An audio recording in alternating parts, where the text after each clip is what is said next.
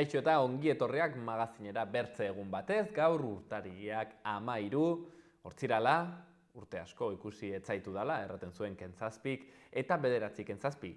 Bi denez, gaur bi elkarrizketa izanen ditugu. Lehenik eta behin, zehazki, Fermin Erbitirekin egonen gara, bera kontuen ganbarako komunikazio arduraduna da, eta berarekin eginen dugu 2022ko urtearen errepaso bat, ikusteko Nafarroko kontuak, ea zer moduz dauden, eta ikusiko duzu, bertzea hausnarketa interesgarri bat ere eginen dugu Nafarroako entitate txikien inguruan, udalerrien inguruan, eta bestelakoak. Nafarroko entitateen maparen inguruan, ikusiko duzu, interesgarria. Bigarren elkarrizketan berriz, Ines Castillejarekin egonen gara, bera Nafarroa Ateneoko Euskara Zerbitzuko eleduna da, eta berarekin Nafarroa Ateneoaren programazioaz arituko gara horien artean, nazioarteko 8. poesia sariaz. Guzti hori baino lehen, gaitezen betiko edukiekin. Hasteko, efemerideak. 1788 urtean Xabier Muñibe Peña Floridako kondea, euskal idazle eta musikagilea eta Euskal Herriaren adiskideen elkartearen sortzailea hil zen. 1858ko urtarrilaren 13an Francisco Petriren Arrekondo, Xenpelar, Gipuzkoar bertsolaria jaio zen.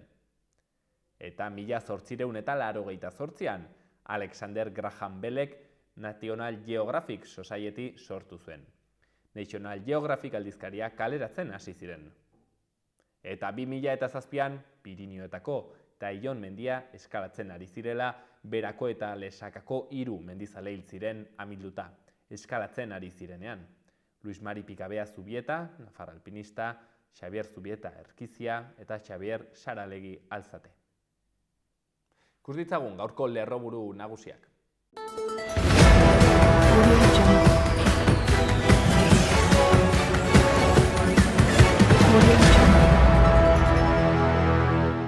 Nafarroak bizitzeko gutxieneko errentaren ordainketa kudeatzen die dagoeneko 5.813 familiri.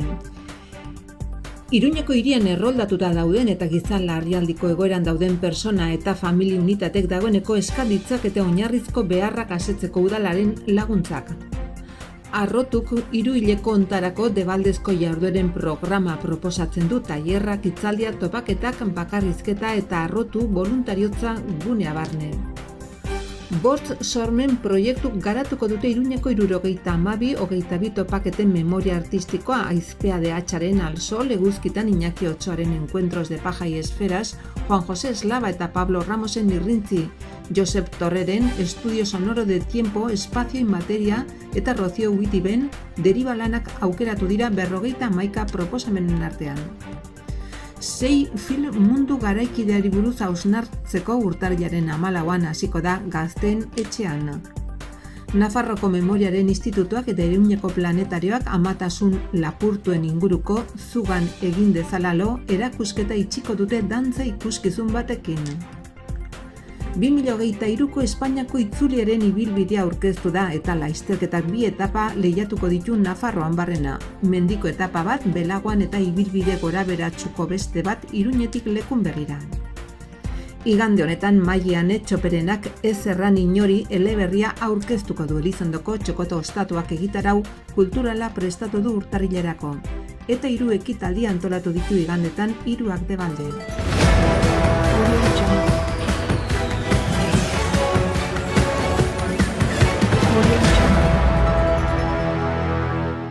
Eta ikus dezagun ere, asteburu honetako agenda kulturala.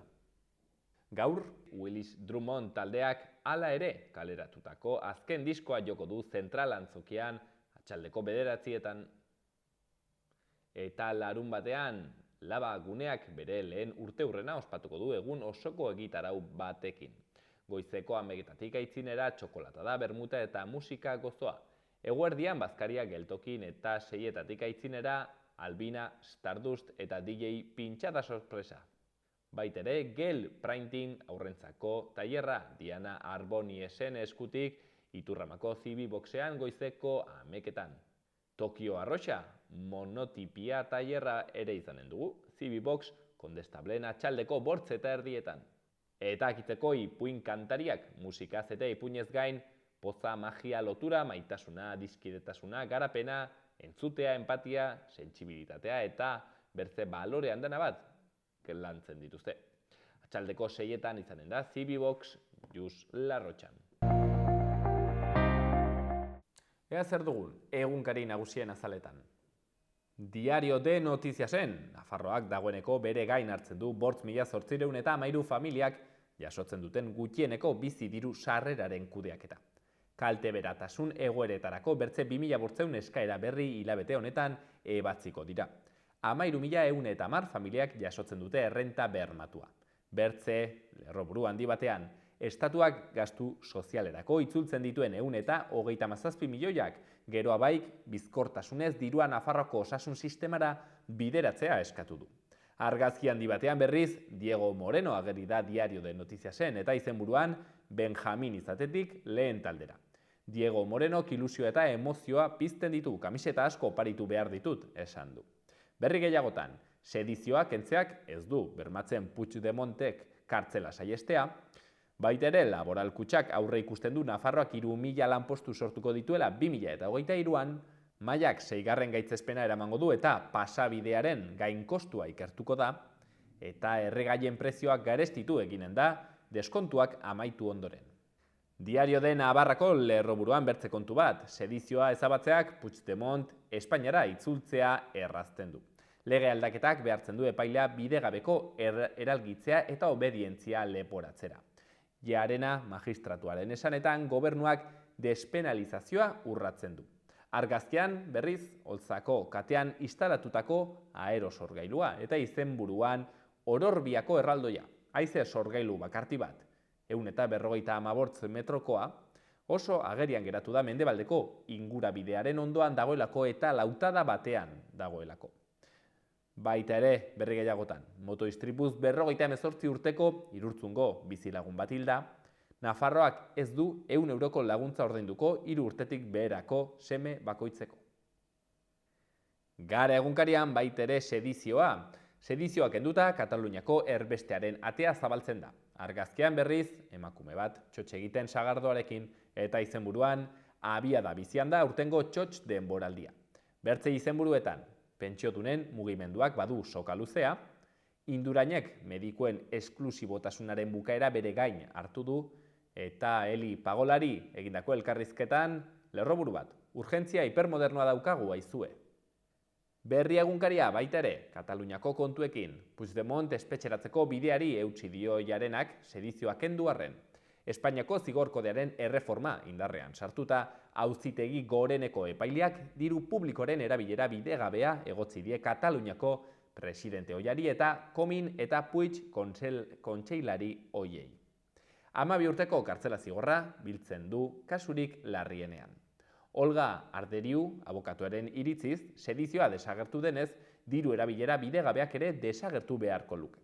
Argazki luzeago batean, Alex Txikon ageri da alpinista, eta nere burua askotan engainatu behar izan dut aurrera jarraitzeko, bere hitzak. Eta bertze argazki batean, Jadiletu El Mohtar, fronte polisarioaren ordezkaria.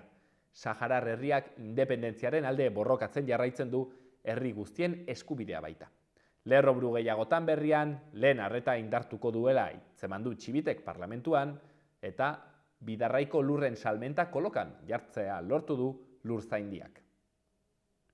Eta kitzeko Euskal Herria irratia, Joseba Siron, berri nagusian eta bere hitzak. Maiak bere diskurtso politikoa salbatu nahi izan du Labriten konponketarekin. 6. gaitzetsi du Iruñeko udalbatzaren gehiengoak Enrique Maia alkatea. Alde bakartasuna, gardentasun eza eta Labriteko zaldainaren konponketan kudeaketa negargarria egotzi diote.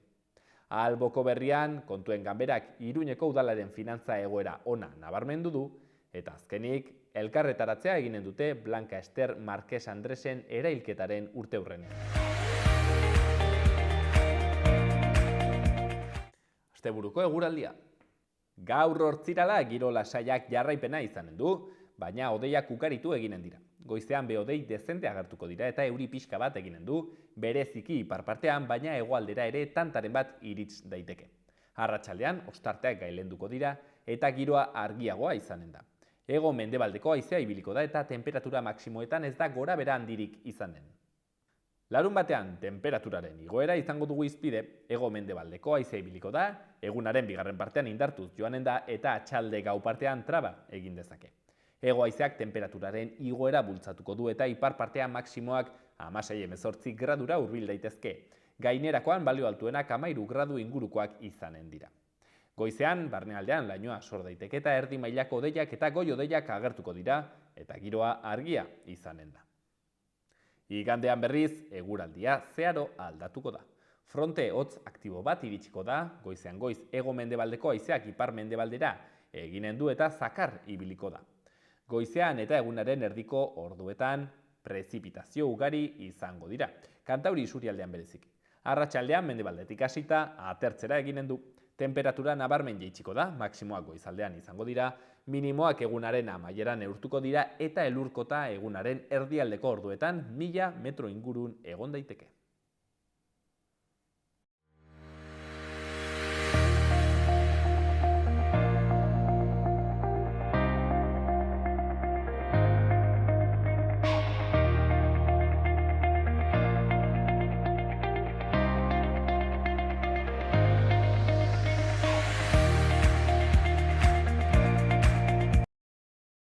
Bueno, badakizue urtea joan da 2022 eta tokatzen da 1001 errepaso egitea, ikusteko zer moduzko urtea izan den eta errepaso horietan ezin da faltatu hain zuzen ere, ekonomia, hau da, zer moduz egon den Nafarroa eta horretarako hain zuzen ere entitate bat dugu, kontuen ganbara, Kamara de los Kontos, eta bertako komunikazio arduraduna den Fermin Erbitirekin egonen gara, horretaz eta bertze kontu ez solasteko. Atxaldeon, Fermin? Atxaldeon bai. Mila esker gurean egoteagatik, Fermin, 2022 ganda eta zer moduz ganda, lasai egoten gara Nafarrak, nola daude gure kontuak? Denetari dago, nik uste dut hemen Nafarroan, beste toki askotan bezala, krisi bat izan zela, 2008ko krisiak eragin zuela kontu publikoetan, udaletan, Nafarroko gobernuan, oro har kontu publikoetan. Eta pixkanaka ari ginen, batez ere 2016tik aurrera, egoera ura gainditzen ari ginen. Eta batean, gero pandemia heldu zen, oraingo gerra, eta, oro har, hobeki gaude, baina kontua da, eta gure kezka da, etorkizunean puntu beltz batzuk daudela. Bat, esate baterako, interesak, tipoen igoera. Nafarroan badugu zor nahiko, handia, batez ere gobernuak dauka, eta hortan eraginen du interes tipoen igoerak.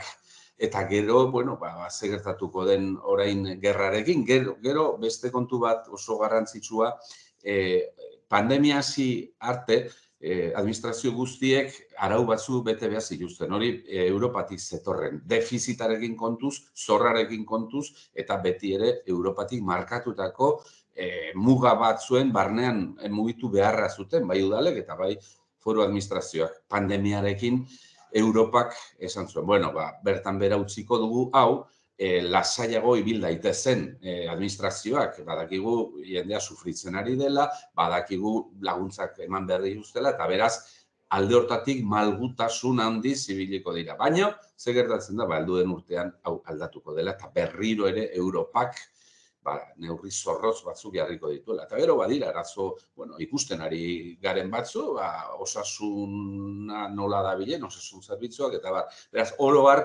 momentuz, egoera ez da intxarra, batez ere udalena, Nafarroako udalen egoera oso ona da, oso ongi atera ziren azkeneko krisitik, eta oraingo egoera ere ona da.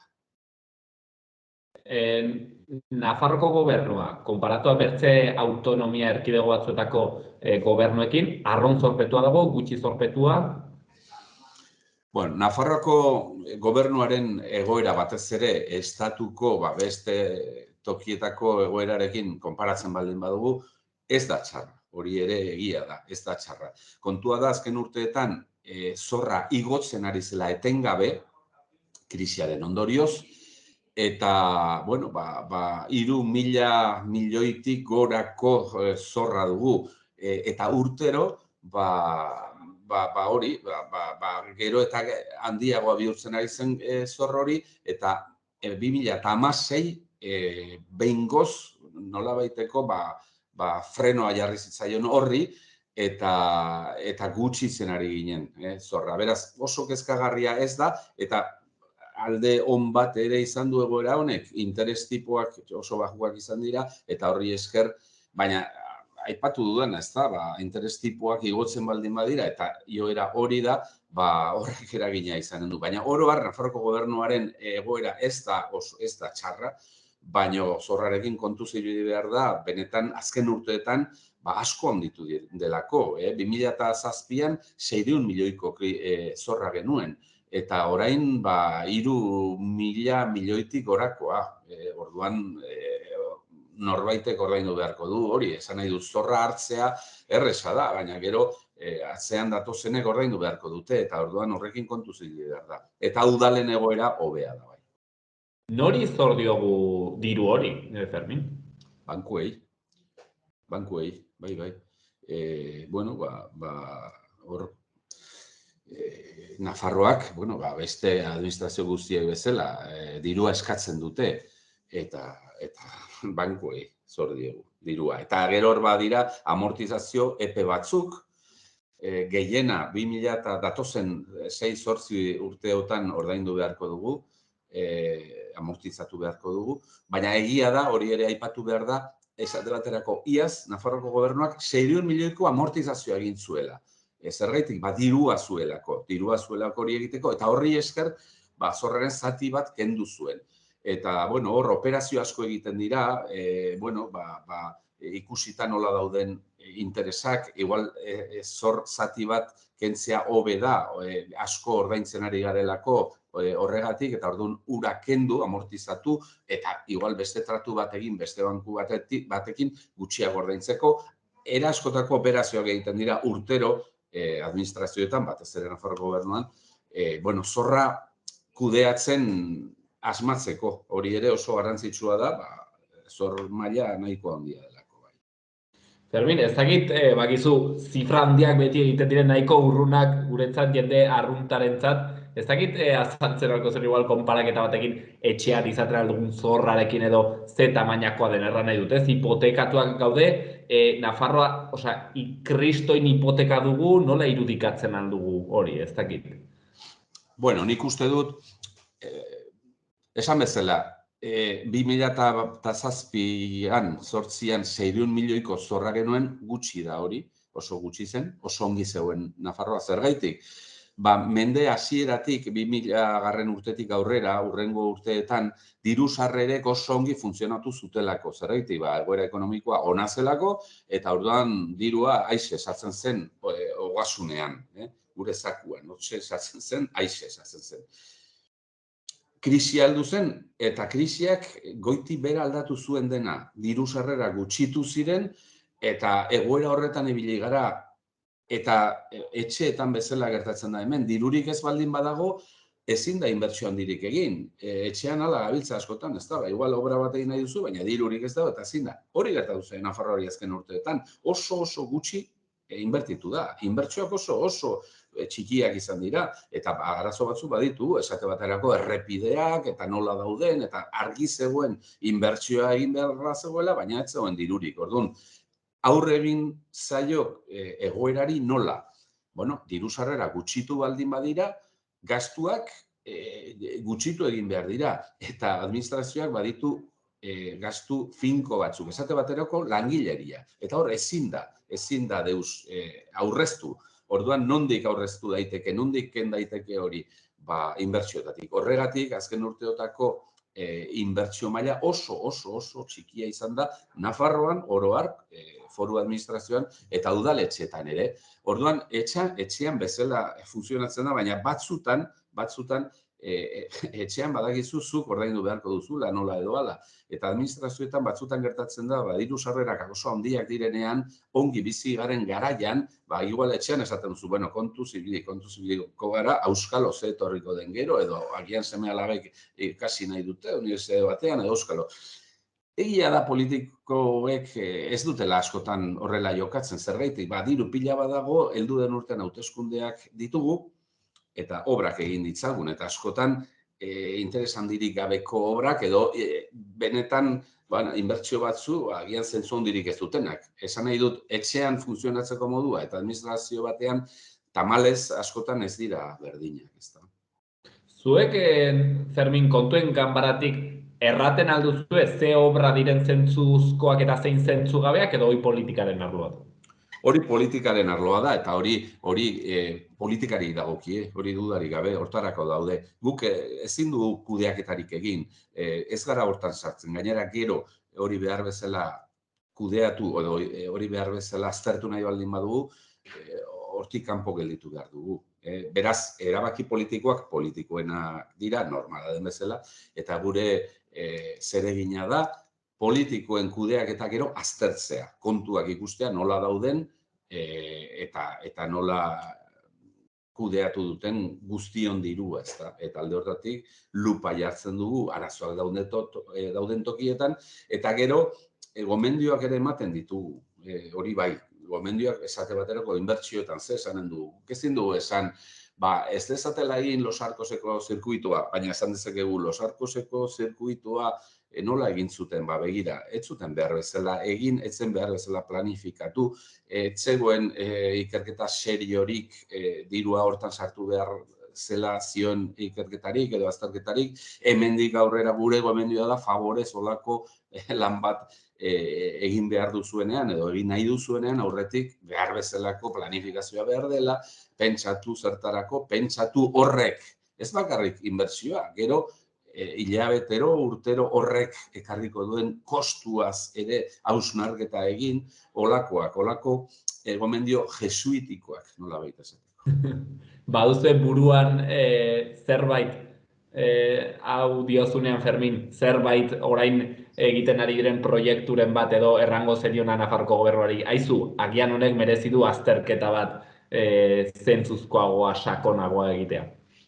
Bueno, nik uste dut oraingo egoera kontuan hartuta, orain proiektu handirik ez dago, abiadura handiko trena dago batetik, hori da inbertsio handiena, baina hori Espainiatik dator, esan nahi dut finanziazioa, hortan ez gara sartuko, baina oro har, oraingo egoeran Nafarroako gobernua legintzen ari da, eta gobernu guztiak ari dira, krisi batean, batez ere pandemiak ekarri duen krisiagatik, eta orduan osasungintza da, osasun bidea kasu honetan, bereziki zaindu beharreko arlo bat, eta beraz, inbertsio handirik ez dago, abiadura handiko trena alde batera utzita, eta gehiago da, aurre egin diezaiogun egoera honi, bi arlotan batez ere batetik, osasun bidean, arazo handiak daudelako, ez bakarrik Nafarroan, toki guztietan, eta Europa osoan ere, hori aipatu behar da.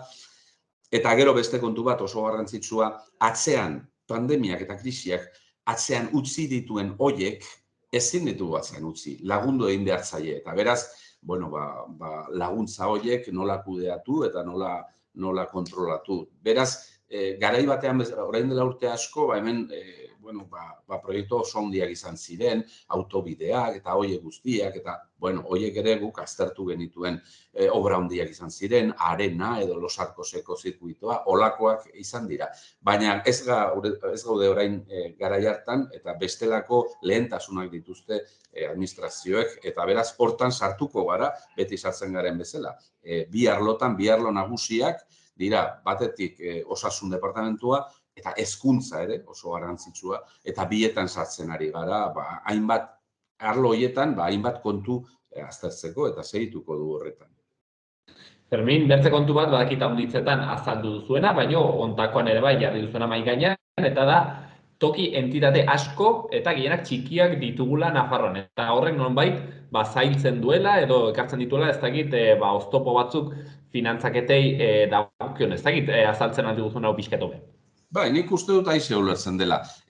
Nafarroak 600.000 lagun ditu, 600.000 biztanle gutxi gora bera, eta 700 toki erakunde ditugu. Batetik udalak 272, gero 346 kontzeju, 61 mankomunitate, 22 udal elkarte, beraz udal mapa, erran dezagun ez dela 21. mendekoa, 19. mendekoa baizik. guk ez du beraten horregatik desager daitezela udalak edo ez segi dezatela horrela eta bakoitza bere kontzejoa izanen du, bere udala eta bai. Baina hori antolatzeko modua aldatu beharra dago. Aldatu beharra dago batez ere udal entitateek eskaini behar dituzten zerbitzuak hobeak izan daitezen. Azpiegitura honekin oso zaila da, zergatik udal gehienak oso txikiak direlako. Eta beraz, ezin dute eskaini, udalak eskaini beharreko zerbitzuak, behar bezalakoak. Eta orduan, aspalditik ari gara esaten. Bestelako udal mapa behar da, eskualdeka antolatuta nahi duzuen bezala, baino azken finean biztanleriari behar bezalako zerbitzuak eskaintzea da helburua. Eta hortarako udal mapa aldatu behar da. Egia da, lege bat onartu zela, 2019 garren urtean, azken aurreko legegintzaldian, udal mapa eta udal administrazioa aldatzeko legea onartu zuen parlamentuak, baino ez da garatu. Lege horrek eskatzen zuen garapen bat, hemen dago legea, baina hemendik aurrera pausuak egin ditzagun hau dena antolatzeko, eskualdeak antolatzeko, zerbitzuak, nork, nola eta abar, eta hori ez da garatu, borontate politikorik ez dagoelako.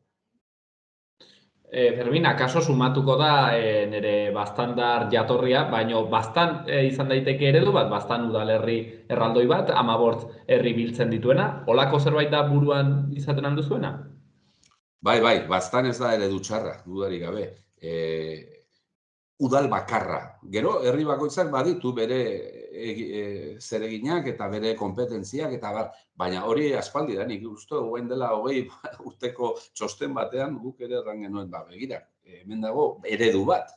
Baina oso herri eta udal oso txikiak ditugu, ze 10.000-tik gorakoak 9 ditugu Nafarroan.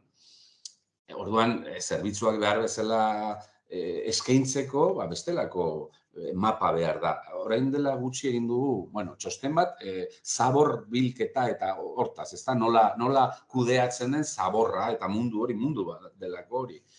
Eta hor ere ikusten genuen hutsune hori, kamioiak batetik bestean nola ibiltzen diren, Iruñerriko mankomunitatetik pasatzen dira, Ultzamatik hortik pasatzen dira, Peraldaraino joateko. Esan nahi dut, ez du batez zentzurik. Antola dezagun udal mapa, behar bezalako mapa egin dezagun, ez da gizen bat eskualde, 6 izanen diren edo 8, baina batez ere indartu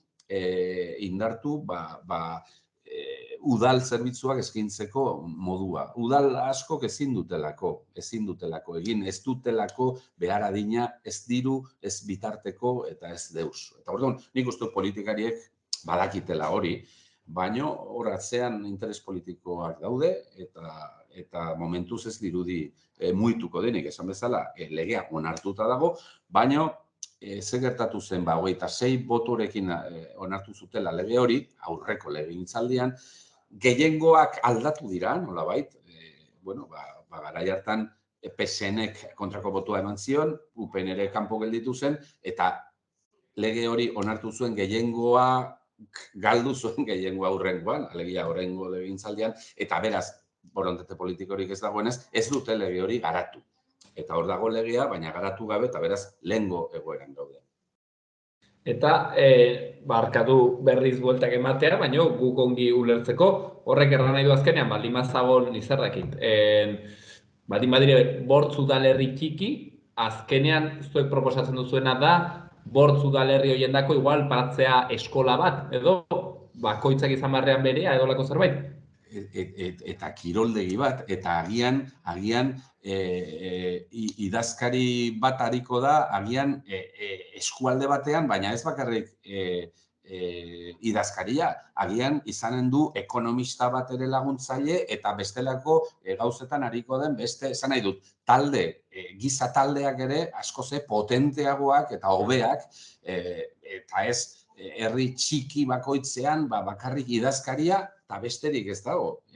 Eta kiroldegiak eta horrelakoak beste modu batera antolatzeko, hori eskatzen dugu. Eta hori da onartu zuten legearen espiritua, nolabait esateko. Gero hori dena antolatu behar da, eskualdeka. baino bai, nik uste dut alde hortatik hobekuntza behar dela eta mugitu beharra dagoela, mundu aldatzen ari da, erronkarin, bastan aipatuzu, baina erronkarin, 80 biztanleko herri batzuk, bakoitzak bere idazkaria, baina besterik ez dute. Orduan, nik uste dut horrek bestelako soluzioa behar duela, 21. mendean gaudelako. Bai.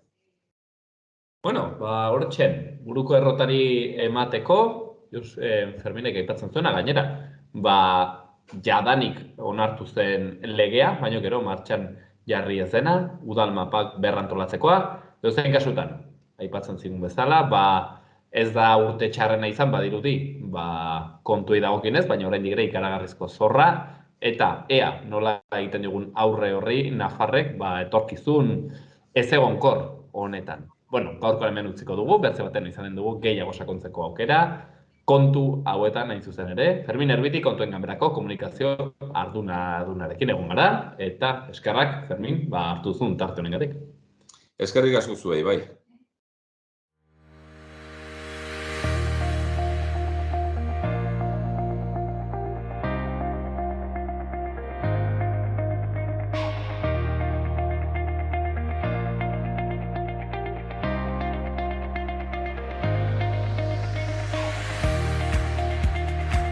Ikus ditzagun baitere Iruñerriko udaletako albisteak. Atarrabian, deialdia, Atarrabiako udaleko langileen administrazioko ofizial administrariaren lanpostu aldi baterako kontratatzeko. Onartutako eta baztertutako pertsonen behin-behineko zerrenda kaleratu dute eta webgunean dago eskuragarri. Iruñean dantza garaikidea Zibibox Iturramara itzuliko da urtarrilaren 17tik 30 Dantz jaialdiaren 14. edizioarekin. Aurten ere Atenea Fundazioarekin eta Atlak sarearekin elkarlanean arituko da, bertako nazioko eta nazioarteko presentziarekin. Baita ere, Navas de Tolosako aforatzaileak bizikleten trafiko volumen handia izan du, neurketako lehen 8 hilabeteetan. Guzira 1.800.000 zirkulazio zenbatu dira 2022ko maiatzetik abendura bitartean. Eta horietatik 500.000 puntu horretakoak dira. Eta azkenik, astelehen honetan irekiko dira zaintzaileak zaintzan doako tailerreko izen emateak. Tailer horrek adineko edo mendeko senideen zaintzaile ez profesionalei laguntzen die. Izen emateak 010 telefonora egindako deiaren arabera beteko dira eta adinekoentzako laguntza emozionaleko 3 tailer ere eskainiko dira.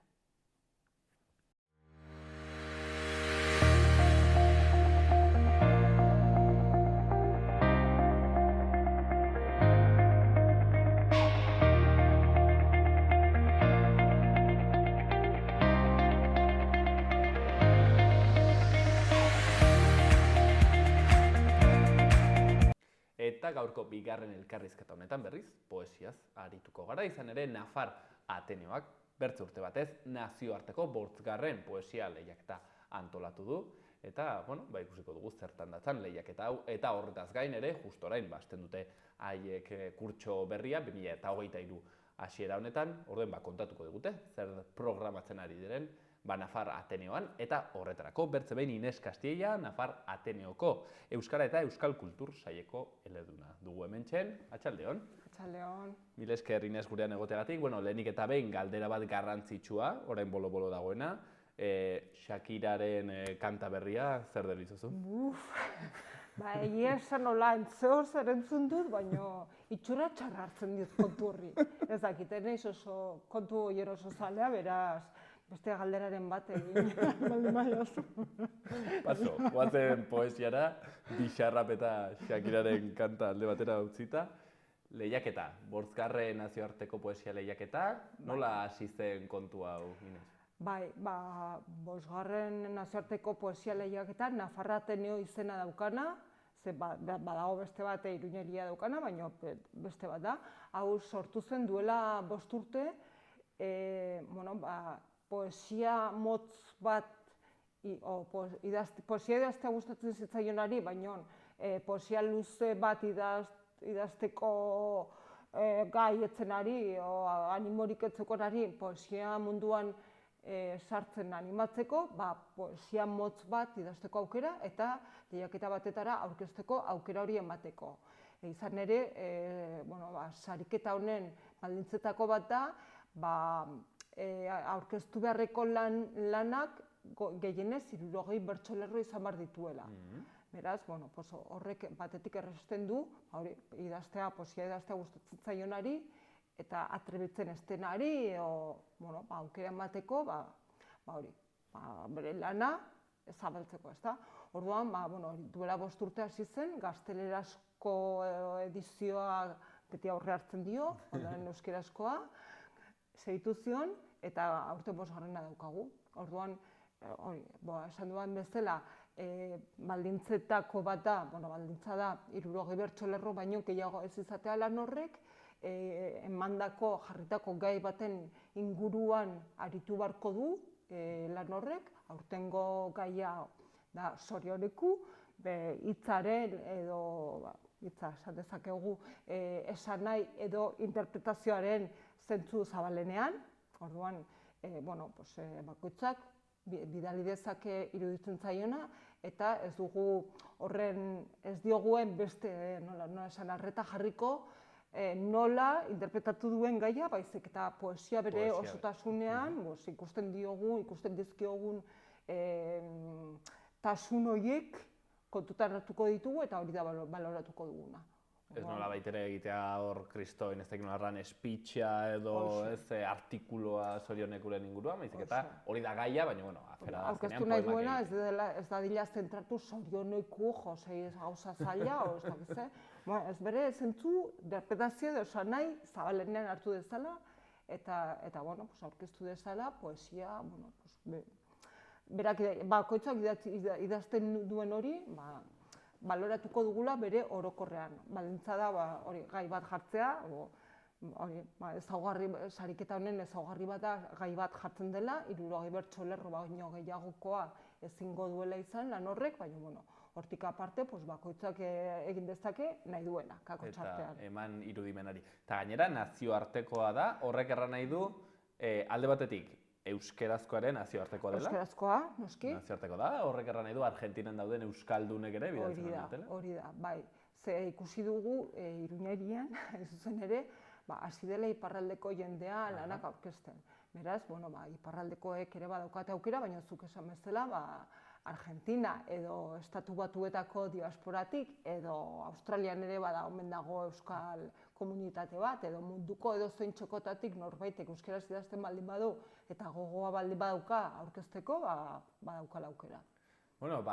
Australiako Xaloako ikuslei ere bai gonbitea bendik, poesiak aurkezteko, Nafarra Ateneoa lehiaketa horretan, eta zorioneku gainera gaia nazioartekoa, beraz ere norbaitek nizardakit andaluzen batek aurkeztu nahi badu poema, zorionekuren inguruan, beraz hortik ere ideia zabaltzen da munduan zehar. Euskeraz baldin bada, edo zeinek ez diogu, berez epaimaiak ez dakilan nondi datorren, beraz edo zeinek aurkeztu dezake. Karo, zorioneku euskarazko modalitateko hitza, gaztelerazkoan badago bertze bat. Gaztelerazkoan beste bat da, eta gainera euskarazkoaren aurretik egiten da, beraz hori gaztelezko utziko diogu. Hori gaztelerazkoen kontua beraz. Inez, 5 urte poesia lehiaketa hau egiten, ez dakit, ze sentsazio duzu zu gainera egoten zara, aipatu duzu bertze lehiaketa batean ez, eta hor ja poesia lan, ez dakit, mardulagoak edo landuagoak izaten dira, ez dakit, ze sentsazio duzu bata zuzentzerakoan eta bertzea paile gisa nola da? Zango nuke desberdina dela. Desberdina da poemario motz bat irakurtzea eta bata bestearekin konparatzea hitz itsusia da, baina bata eta bestearen arteko edo poema liburutxo batzuk irakurtzea, baina dena dela bi modalitateetan, esan behar da, geroz eta kalitate altuagoko lanak ari direla aurkezten. Hori pozgarria da. Eta beste gauz pozgarri bat da, jende gaztea geroz eta gehiago ari dela animatzen poesia egitera. Ze poesia beti izan da pixkat beldurra eman duen genero bat, ezta? Eta ikusten da gazteak ari direla poesia poesiara hurbiltzen eta gauza interesgarriak egiten. Eta pozgarria da hori, ez? Ikustea datozen belaunaldiek ekingo diotela euskerazko poesiari gainera, hizkuntza askotan egiten da poesia, ezta? Eta bazkau klasiko asko, oso poeta onak direnak, baina euskeraz, hor bagaudela. Eskertuago da, epaile bezala, poema motz hauek irakurtzea, lan mardul hauek baino? Hemen xaloan konfiantzan zaudein, ez, botatzen handizu. Egiez, prestatu gabeko galdera botakiazu, baina esango nuke desberdina dela, ez? Zuk ez duzu nahiago bat edo bertzea? Ez, desberdina da, irakurtzen duzunean badakizu bat motza izango dela eta bestea luzeagoa izango dela. Orduan desberdina da motz bat irakurtzea, luzeagoak direnak eduki dezakete parte hobeagoak edo txarragoak. Baina bere osotasunean, hau bezala bere osotasunean. Baina lan baten osotasuna, lan luze baten osotasuna, ez da motz baten osotasunaren berdina, ez dakite ulertzen dira zuen zer esan nahi duan. Orduan, agian, lan motz batetan ikusten baldin badituzu, ez dakit, akats batzuk, igual, atentzio handiago ematen dizute, luze batean irakurtzen duzunean baino. Orduan, motz batean, igual beste gauza batzuei erreparatzen diezu, eta luzeetan, desberdina, nik esango nuke desberdina dela. Bi modalidadeak dira, epaile bezala biak dira aberasgarriak esango nuke.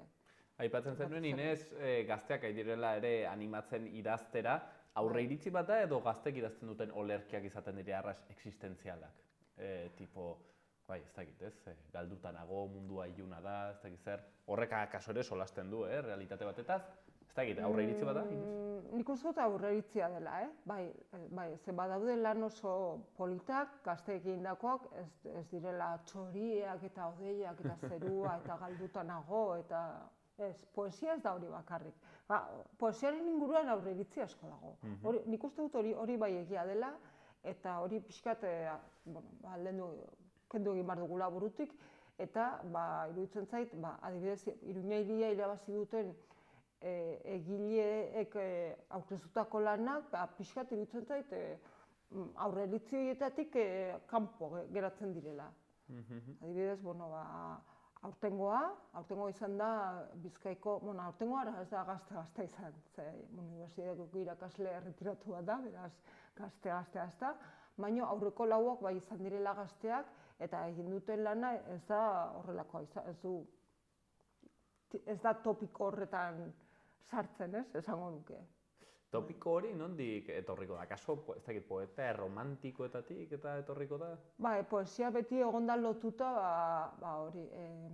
Federico García Lorca, edo pixkat, sentimenduak adierazteko modu bat, bezala, orduan sentimenduak adierazten ematen du maitasuna eta existentzialismotik kanpo ez dagoela sentimenturik, ez? Eta nik uste dut, badaudela beste sentimentu asko, bi topiko horietatik ez? Bai egia da, Inez, ez dakit ados egonen zaren, akaso duela urte batzuk, ez? Modernitatea deitzen diogun horretan, sortzen ziren poemak, akaso epikoagoak ziren eta gaur egun sortzen direnak txikiagoak, nolabait ere egunerokotasunari lotuagoak, ez? Azkenean relato handiak nolabait ere erori dira, erraten dute azkenean, ez? Filosofiak eta modernitatetik postmodernitatera pasatu garela. Eta orden, ez dakit, sumatzen duzu igual olerkiak, bakizu dautena zer ikusteko gehiago, ni autobusa hartzen dudanean, etxera, ez dakit zer, pixka durbilagoak. Bai, iruditzen zait baietz. Eta gero, esan duzuna, egunerokotasun kezka sozialak, igual, esango nuke, horiek ere inspiratzen dituztela gazteak edo pertsonak, ez? Holako poesia bat idazte behar dutenean, edo narrazio bat idazte behar, poesia ez ari garelako, baina narraziotan ere, nik uste dut ikusten dela baita gaur egunean gizartean dauden hainbat kezkaren inguruko hausnarketak, ez? Bai poesian eta baita narrazio lanetan ere. Eta, hori ere interesgarria da. Eta pixkat, hemen ez, kontatzea hori ere badela. Eta topiko horiek pixkat aldendu eta alde batera utzi. Ines, zergatik orain streamingaren munduan gauden honetan, eta serie pila bat, eregitzen dugu portatila eta badugu mundu guziko serieak eta ekoizpenak eta pelikulak, zergatik itxi ordenagailua eta irakurri olerki bat? Bueno, nik esango nuke ordenagailua eta olerkiak irakurtzea ez dagoela bata bestearekin burukatuta, bakoitzak irakurri dezake poesia nahi duen. Nik nahiago dut papelean, baina, bueno, ni igual beste belaunaldi batetakoa naizelako, ez? Baina irakurri daiteke poesia mobilean edo zera tabletean, ordenagailuan, zergatik ez? Kontua da, bueno, bakoitzak aukera, nik uste dut garrantzen bertzaiola poesia irakurtzari edo egiteari. Non edo nola, hori bakoitzak ikusiko du, zer nahiago duen, ez? Erratzen dut Inez, gehiago portateletan eta ikusten ditugulako serieak eta gauza horiek, ez? Eta gaur Netflix badugu alde guztietan, eta momentu batean zergatik ez ikusi bertze serie bat eta irakurri olerki bat. Iruditzen zait gaur egun Netflix eta edozein beste zeratan hasieran aipatu duzun Shakira horren inguruko gauza asko dagoelako, ez? Eta horrek iruditzen zait burua pixkat nahastu egiten duela eta arreta desbideratu arazten digula, ez? Jarri behar dugun lekutan, eramaten digu, ez dakit, garrantzirik ez duen lekutara, ez dakit hitza egokia den edo, ez? Baina ekarpen gutxi egiten dizkigun afera horietara, ez? Horrek ze eragin, ze ontasun ekartzen dizkigute olako gauzak, ze, puri-purion dauden gauza dira, ez? Hori errealitate bat da, zuk esate duzun bezala, Netflix edo zen beste dozain, ez da? Orduan, poesiaren bitartez, iruditzen zait, beste balio, ez dakit, igual trascendentalegia harinez jartzen ez, baina, batek bere burua berazteko beste iturri bat izan daitekela, ez da? Eta, alde batera utzi, gaur egun, hainbeste zara eta ruido esaten dena gaztelera, ematen diguten kontu horiek alde batera utzi, eta pixka bat, gizatasuna, iruditzen zait oso existentzialista jarri nezela, ez? Poesia zari garela. Zuri ala ere pixkat nekatzen dizu Inez mundu guzti horrek, Shakirarena eta aipatzen genuen, eta ez egin Salsa Rosarena, jarri Netflix eta ere hartzen diren igual serien erdiak ere pixkat zoroak eta txoroak direnak. Nik egia esan, iruditzen zait hori nolabaitean kontrolatu beharko litzatekeela edo gehiagizko iruditzen zait. Baina nire iritzi bat da, nire iritzi pertsonal bat da, eta iruditzen zait ez duela ezatarako balio. Esan dut beste batek pentsatu dezake, o sinistu dezake hori oso interesgarria dela. Bakoitzak pentsa dezake nahi duena. Niri pertsonalki iruditzen zait kalte asko egiten diola gizarteari, baina nire iritzia da. Baina zerbait badu, ez dakigu zer den zehazki, zerbait badu ekoizpen mota horrek engantzatzen duela. Ni etortzen nintzen autobusean gaur lanera eta nire atzekoak ari ziren solasean, eske Shakirak nola egin du hori hau ez dakit zer. Ez dakit, badu bertze botere bat, ez dakiten gustatzen zaigulako kotileoa eta gustatzen zaizkigulako gauza horiek, ez dakit poesia bera exigenteagoa den, ez da igualain estimulantea, ez? Azkenean serie bat batzen duzu eta badire nizerrakit leherketak hau bestea muxua, sexua, eta poesia batean ez da hain bisuala kaso, ez? Eta hori poesia bisuala izaten dela, arron bisuala, ez? Bai, baina ez dakitze erakundek eta nondik bultzatzen gaituzte beste Shakira horri ikustera edo Salsa Rosa edo Sálvame edo olako zerak, ez? Edo olako programak, denok ezagutzen ditugun olako programak. Guztiok ikusten ez ditugula esaten ditugu programa horietara, ez? Eta berriz ez dago estrategia bat edo zera bat beste mota batetako programak edo zerak egiteko gizartera beste mezu bat helarazi arazteko ematen du hori dela normala, ez? Ez baldin bazara olakoa, ez zara normala. Poesiarekin ere hori gertatu izan da duela gutxi arte. Orain, iruditzen zait, gizartearen arlo batzutan hori ere ari dela aldatzen, baina Orain dela gutxi, hola pixka bat, kultura zaleak zirenak eta pixka bitxarraro bezala ziren.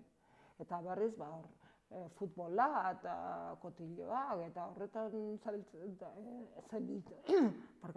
zebiltzanak horiek zirela normalak, ez? Hor ere ez dakit erruen hori bota, saurazki guztio daukagu hortan pixka errua, ez da? Baina, hola, gaur eguneko errealitatea holakoa da. Xaloan boikot normalitateari, boikot Shakirari, eta jar dezagun arreta gehiago Nafarroa Ateneoa, hortxen, 5. nazioarteko poesia lehiaketa horretan, eta Nafarroa Ateneoan ere antolatu dituzten kultur ekitaldi gehiagotan, izan ere, orai erraten genuen bezala Inez, 2023 hasiera dugu, eta pentsatzen dut alizaretela, programatzen, burutatzen, zer egonen den urte honetan. Bai, poesia sari garela, badaukagu beste poesia sariketa bat, Iruña Hiria saria dena, hori maiatza aldera ateratzen da.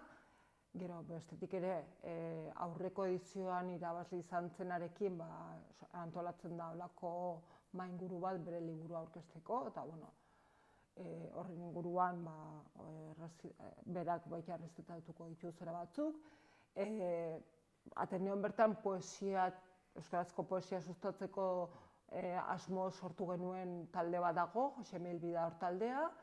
Berez, gaude hor talde bat pertsona batzu beti biltzen garenak, baino irekia dena eta edozein hurbildu daitekela nahi duenean, bai autorea gustatzen zaiolako, ezagutu nahi gaituelako, dana dalakoagatik, eta taldea berez irekia da. Ez da talde itxia, izen eman behar duena, eta hilabetero liburua irakurri, eta ez da holakoa. Jose Miguel Bidahor hilabetero biltzen gara, hilabeteko azkeneko astearteetan, Nafarroa Ateneko egoitzan, baina online segitzeko aukera ere badago. Gero bestetik badaukagu Heptameronaren itzulpenarekin jarraitzeko asmoa, hemen uste dut hemen aurkeztu dudala, baina gehiagotan, Heptamerona da Nafarroako Margarita Erreginak bere garaian idatzitako liburua, 7 atalez osatua dagoena, eta asmoa da urtero atal bat itzultzearena eta urtero itzuliteako atal horren irakurketa egitea. Eta hain zuzen ere, iazkoa 2022an, Amaiurren egin genuen, aprobetxatuta gazteluaren, Zultzipenaren 500. urteurrena ospatzen zela, eta asmoa daukagu, 3. segitzeko, irakurketa antolatzeko, eta bestetik, hor badauzkagu beste asmo batzu baita, Nafarroako arte erromanikoaren inguruan jardunaldi batzu, baita nahi ditugu antolatu euskeraz. Pixkat, horiek izango lirateke lantzen ari garen zerak, eta urteak aurrera ginela, jaikuen inguruan ere nahi dugu beste ekimen bat baita antolatu, martxan jarri, eta horiek dira pixkat aurreratu daitezkeen gauzak. Haunditz edo gehiena poesia eta literaturaren inguruan, hori bai? Bai. Horrengoz bai, baina aterako dira gauz gehiago bai. Informazio guztia, pentsatzen dut, Nafarroa Ateneoko webgunean izanen dutela, eta hortzen, adi egon, egiten dituzten, ekitaldi guzti hauetan ikusten duzue, aski erakunde bizia, eta oraingoz utziko dugu gonbite horrekin, ez dugu aipatu gainera. Inez, 30 arte, urtarrilaren 30 arte, poesiak aurkezteko aukera, oraindik ere bai, epea itxisten da hor, eta gero ja, zu pentsatzen dut Inez, poesiak irakurtzera. Bai, 3 pertsonak osatzen dugu epe maila, eta 3 pertsona horien artean, erabakiko dugu zein den onena, eta martxoaren hasieran emango dugu saria. Hemen batu gara arron existentzialak, ez dakit saririk baduen lehiaketa honek? Bai, badauka 1.500 eurotako... iPhone bat izango zen hona, aipatu dugunaren ondutik. Bai, baina iPhone bat poesia irakurtzeko programa batekin eta beste guztiak duta. Bai, balditz horrek. 1.500 eurotako saria, iPhone eder bat erosteko moduko saria. Shakira ikusteko. Shakira, bai. Eta diplomatxo bat ere jasoko du, eta, hoxe. Gero lan hori nonbaiten irakurgai egonen da, irabazlearena? Bueno, printzipioz ez dugu argitaratzen, baina saiatuko gara hedabideen bitartez helerazten, bai. Ateneoren eskutan geratzen da, baina zabaltzeko saiakerak egingo ditugu. Jendeak ikus dezan, lan politak direlako eta merezi duelako irakurtzea. Eta gero, barkatu ez dut aipatu, udalarekin ere hilabetero atolatzen dugula ekimen bat, orduan, biziko hiruhileko hau dokumentalei eskainiko dio, euskarazko dokumentalei. Eta hain zuzen ere, hurrengo asteazkenean, Kondestablen, badaukagu lanarteak prestatu duen dokumental bat, Loreak belaunetan izenekoa, euskal sortzaile gazteen inguruan dokumental bat dena, eta bertan Amagoia Gurrutxagarekin batera, Amagoia Gurrutxaga izan da dokumentala zuzenduta prestatu duena, eta berarekin batera egongo dira Ametxe Aranguren eta Maiane Txoperena direla dokumental hortan parte hartzen duten bi kultura sortzaile nafar, euskarazko kultura sortzaile nafar. Eta gazteak ere bai, gainera. Eta gaztea gainera, orduan. Komatxortean, gero eta gutxiago, baina bai. Ni baino gazteatxoago, bai. Eta gauza interesgarriak egin dituztenak eta egiten ari direnak. Beraz, hori, eta beste bi dokumental ere badazkagu, otsailean eta martxoan interesgarriak izango direnak, eta oraindik ezin ditut aurreratu, ez direlako publiko egin, baina, adi, egon dadila jende adi, ze interesgarriak izango dira. Usten duzu, informazio handana bat, ez gara gai dena buruan atxikitzeko, baino erramezala basareetan eta webgunean hortzen informazio guztia, kultura badago, ea gogorik dagoen, kultura guzi horretaz gozatzeko. Gaurkoan, hemen, Ines Castilla, Nafarrateroko Euskara eta Euskal Kultur saileko eleduna guzti hau kontatzen. Ines, bertze bat arte eta mila esker hondit. Zuei, eta nahi duzuen arte. Oso ondo.